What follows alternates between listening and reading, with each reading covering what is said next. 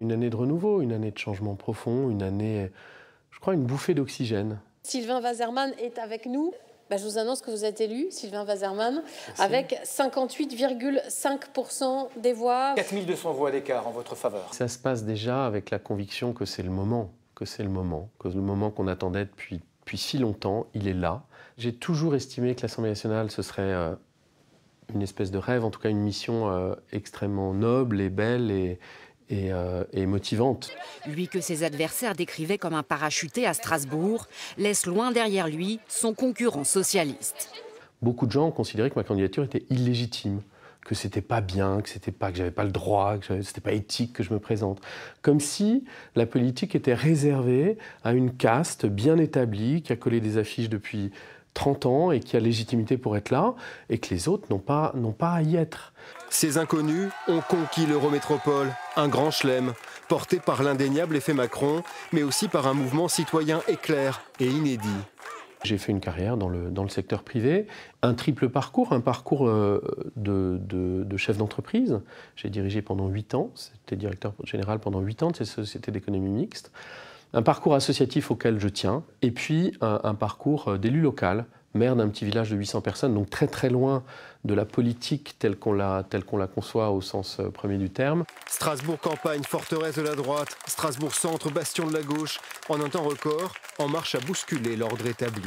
Il y a une détermination et une envie dans quasiment l'intégralité des députés de la majorité présidentielle d'aller au bout des changements sans crainte, avec détermination, avec cette idée d'essayer de le faire avec un esprit d'être juste, mais d'aller jusqu'au bout des réformes. Il y a trop de blocages.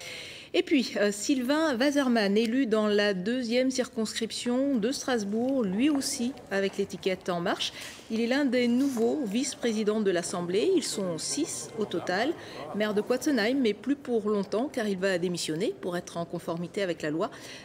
Quand je rentre à l'Assemblée toutes les semaines, puisque j'y suis toutes les semaines évidemment, c'est toujours le sentiment, d'abord, je crois que le meilleur mot, c'est le sentiment de la responsabilité qui pèse sur nos épaules. On est beaucoup à avoir mis entre parenthèses une vie qui marchait bien.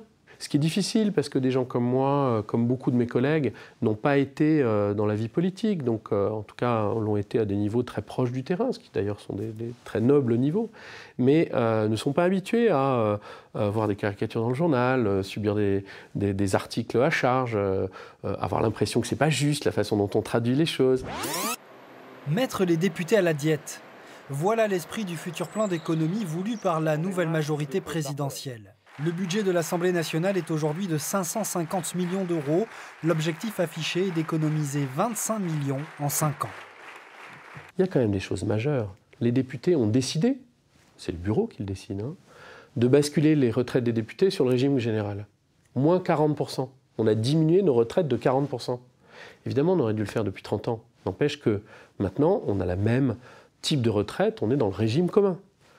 Deuxième chose, le retour à l'emploi. Là aussi, on avait 100% de l'indemnité pendant 6 mois, puis 70%, etc. On est basculé dans le régime général, 57%, comme toutes les Françaises et tous les Français. Troisième chose, les notes de frais. On a fait le job, on a remis au carré des choses qui auraient dû l'être depuis des dizaines d'années. 3 possibilités pour une seule région. Les défenseurs d'un retour à l'Alsace d'avant se retrouvent aujourd'hui derrière les présidents des 2 départements. Frédéric Bierry et Brigitte Klinkert sont d'accord sur tout, apparemment. Selon eux, ce retour est nécessaire pour de multiples raisons. Donc il y a un projet de nouvelle Alsace qui est sur la table, qui peut être amendé. J'ai regretté que les 2 présidents de conseils départementaux aient choisi de dire non à la négociation. On n'a pas le droit de manquer ce rendez-vous avec l'histoire. On serait la seule collectivité avec ce statut-là, avec ces particularités-là, avec des transferts de compétences de l'État, avec une dynamique nouvelle. Ça s'appuierait évidemment sur la fusion des 2 départements, mais ça la dépasse largement.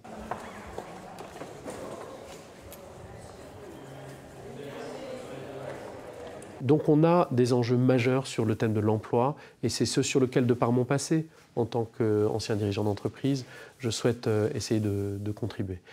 Et puis, dans notre circonscription, la mise en œuvre des assises citoyennes, des idées qui ont émergé et la façon dont on va mettre tout ça en musique sur le terrain concrètement. Voilà un peu la feuille de route pour 2018.